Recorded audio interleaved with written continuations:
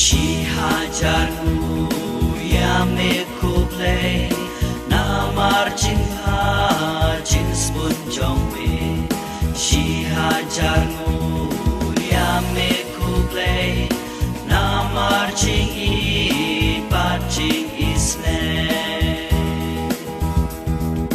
Ngilong ki kun ling do kun sim.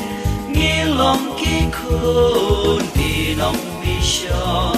Ngilong ki kun ba krau batri. Ngilong ki kun lapen kerpa. Shi hajarmu ya me kuble na marching hajing spun jongwe. Shi hajarmu ya me kuble na marching I patching isne.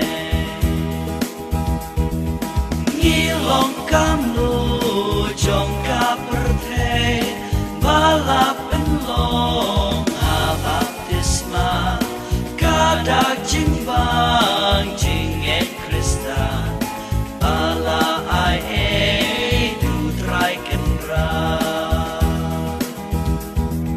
Shi hajarmu ya me kuble na marching hajing spun jongme.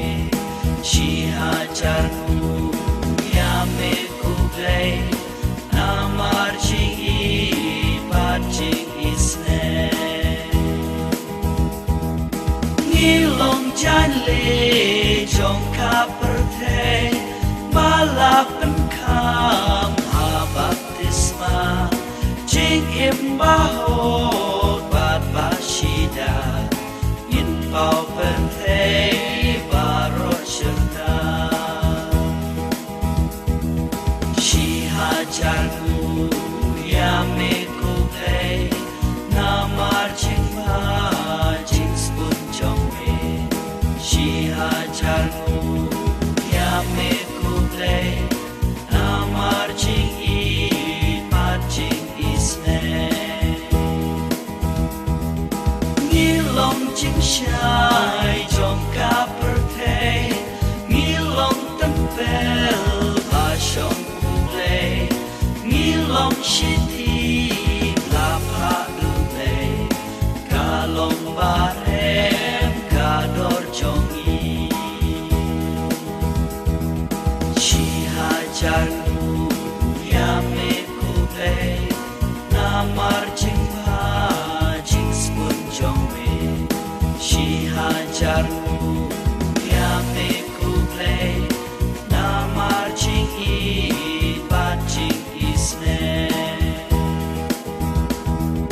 Shi hajarmu ya me kuble na marching hajing spun jongme.